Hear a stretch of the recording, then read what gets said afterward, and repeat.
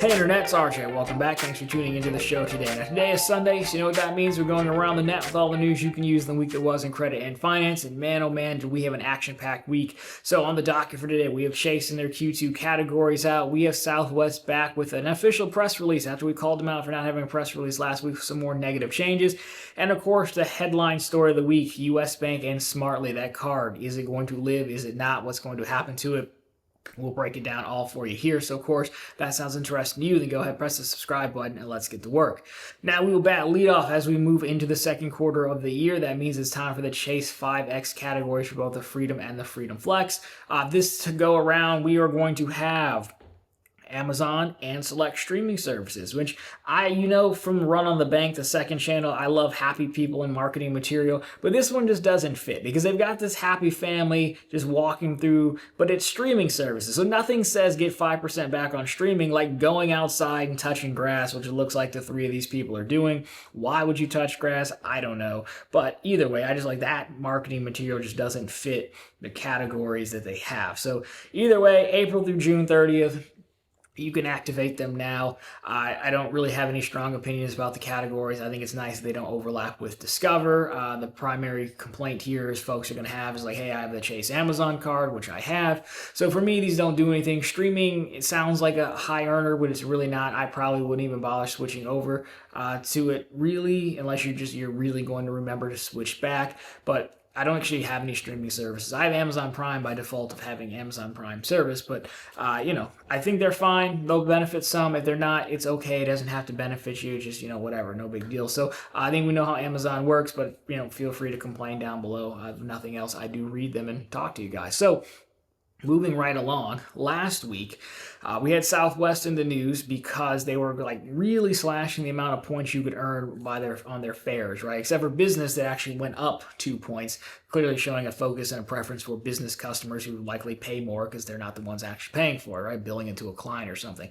Well, anyhow, they had that. And they kind of sneakily put it out there, but there was no press release, and I kind of laugh because you know how I love reading press releases. Well, they heard me, and now they have a press release, and boy, do they have some more changes to follow up on those. So here you have it, Southwest press release. I do like that at least at the top part of this, it's honest because the Southwest Airlines outlines changes to drive revenue growth amid reward its most loyal customers.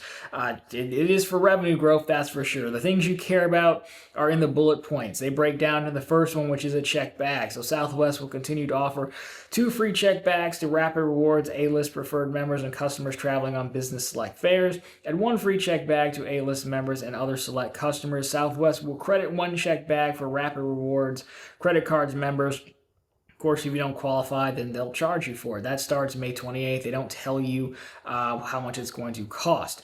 Now, in addition to that, other things you care about, there's, of course, the mention of strategic moves, but it basically just says they're making a new basic fare, and then that comes up May 28th as well. Now, the other thing here is you're looking at is flight credits issued for tickets purchased on or after May 28th will expire 1 year from the day of the ticketing, depending on the type of fare purchased. So there you go. Not great. Break those down for you. They used to let you just bring on 2 bags, like check bags, which no one else was doing. Now that's no longer the case. You got to be an A-list person. They do throw out a random select customer, or you can get a credit card. If you go to Chase's website today, I didn't see, they haven't updated them yet to say the perk of, a free check bag. I assume those are coming. Those updates will happen after May 28th. Not a secret. All the Southwest is really doing is saying, hey, look, for the longest time, we've been trying to be a more flyer-friendly airline, transparency and whatnot and all that. But the big guys, the legacies, have been doing this forever. We could just do this, make a few more dollars, and there's not really anywhere else you could go. As we said, if you're a hub, what are you going to do? My friend who got a shout out last time, a good friend, actually sent me this story because, and she doesn't send me credit card stories. She's like, look what Southwest is doing. It's like, yeah, I don't tell you. I'll take a look. We'll see if we can get you a credit card. So I'll probably sit down with her and get her a Southwest credit card or something. But anyhow, it makes a lot of sense. for them to do it, because they're just easy revenue play grabs, you know. And I think if you're on the inside of the industry, then it's probably wasn't as surprising to the rest of the world to see how much Delta and American Express made on their credit card partnership, right? Like a good portion of their income was based on that credit card partnership. So again, I don't think you're a hero if you put out a fire that you start, the old cliche, like, hey, look, I'm taking away something that was free, but don't worry, I have a solution over here for you in the form of a credit card. Which again, all those base airline credit cards are the same. You do the math, it basically covers your check bag, you know. So I think the cheapest Southwest card is like $70 or something like that. And you know, if you put the flight on the card, well, then you're going to be earning more points than we just took away points for you. So obviously, if I'm Southwest, either I can charge you more or I can give you less if you're booking the lower fares. I can charge you more if you just don't care and you pay for the check bags, or I can get you get your credit card in your hand, lock you in a little bit more. Maybe you'll use that credit card throughout the year, not just on Southwest flights. So unfortunately, they all make a ton of sense for Southwest.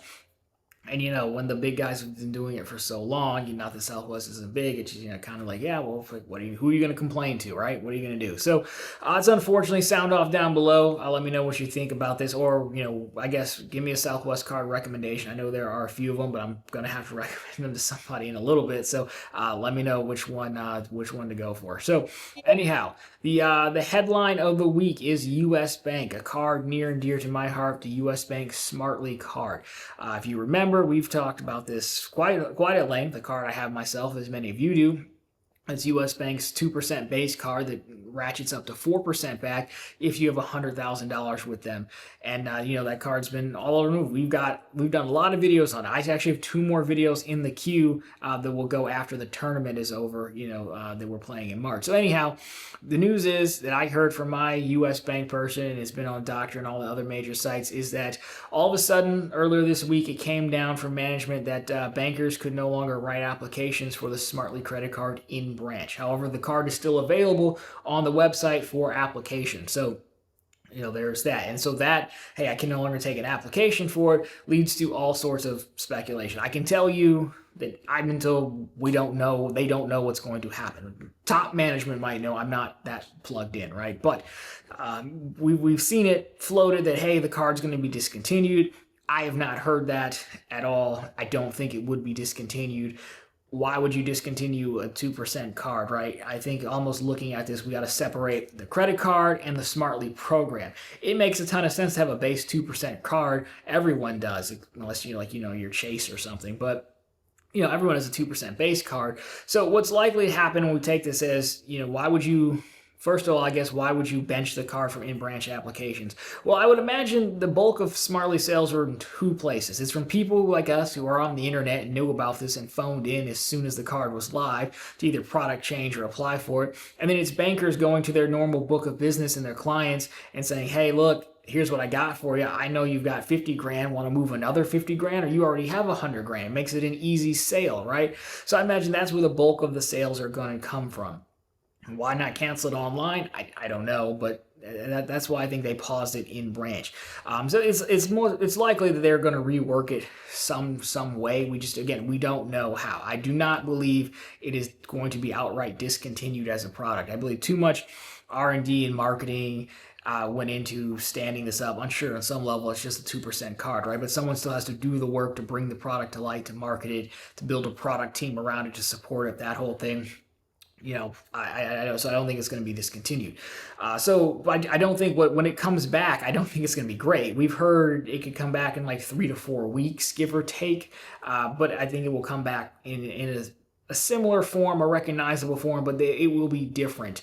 So we'll talk about what could happen and then maybe why and how we got here. So what could they do? Well, if I look through the program, you know, the obvious thing would be man, we're losing a lot of money on this card, which is insane because the card was always designed to be your only credit card. So you don't have to be super smart to be like, oh man, people are going to put a lot of spend on this, a lot of natural organic spend on this, you know? So that's, I guess, why I'm so surprised it's so shocking to U.S. Bank. I mean, we all thought this was going to happen. We just didn't think it was going to be happening in month number 5. We thought it was going to happen like year number 2, you know, something like that. So the easiest thing to do would be to put a cap on it. if you look at their cards, the Cash Plus has a cap. They put a cap on the Altitude Go's highest multiplier for dining, I think it was. The Shopper Rewards has a cap, even though it has an annual fee. The old Altitude Reserve had a cap, I believe, on the mobile wallet spend. So they like caps, and I think they could easily put a cap on it. Would it be monthly? Monthly would probably make more sense, but most caps seem to be done quarterly. So, you can see something like that happen for sure. It could be a spend cap, but then the interesting part is if you're at the 4% and you hit the cap, do you move down to 3% or do you drop all the way down to 2%? We simply don't know, but that's probably the easiest thing. The other thing I think they could want to do is really reevaluate how people are interacting with the rest of their products. Because remember, all you have to do is have the savings account. But we ended up getting the checking account because the checking account made the savings account free, and then you got your 100 free trades in the brokerage account as well. But I've got $10 on my checking account, $10 on my savings account, the rest of it in the brokerage account, right? So they could probably relook at that, say like, well, how do we get people to actually use these accounts? So much so that there was another post this week about changes they were making to the Smartly checking account. Previously, that account, from what it's reported, was that part was true. It was the checking account would be free if you had a U.S. bank branded credit card. That now seems to be going away, and effective in May 19th. You will have to, the Smartly checking account monthly maintenance fee will be $12. I think it's only $6.95 right now. And you can avoid it with direct deposits of $1,500 or a balance of $1,500 or greater. Or you could actually be in the Smart Rewards Gold tier, which is like 50 grand and above. But just owning a credit card wouldn't do it. Now, a note on the tiers, it's funny because they've had these tiers forever, but they never really amounted to anything. So now all of a sudden they're digging them back out and they say, hey, this tier now all of a sudden is going to be helpful. But I kind of forgot these actually existed, if we're being totally honest. But like the gold tier, if you look at it, is 25 grand to 50 grand. So not a ton of money, but by any means, but enough to try to bring in more money and encourage people to use their products a little bit more, and it's also targeted at that middle tier, right? So I think they're, you got to be careful with this because you've got the folks who brought in 100,000, and 100,000 isn't a lot of money by any means, but the people who early on moved money, you'd probably be likely to move money out if you wanted to anyways. If they changed it too much, so maybe they're trying to go after the lower tier and either get them to commit a little bit more money or just pay more fee income or at least use the products, right?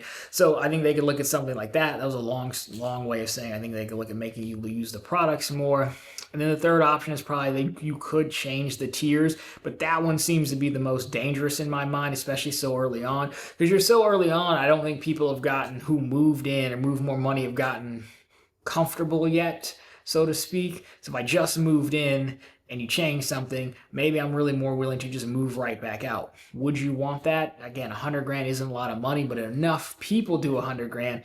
I don't think it's necessarily about the banking, the bank standing. They're still the fifth largest bank, but now you're talking about people's jobs and things like that who had this grand idea for this program and now they've lost all the money they brought in. So I don't think they changed the tiers right away. Changing the tiers is probably a little bit down the road. There's some other things they could do.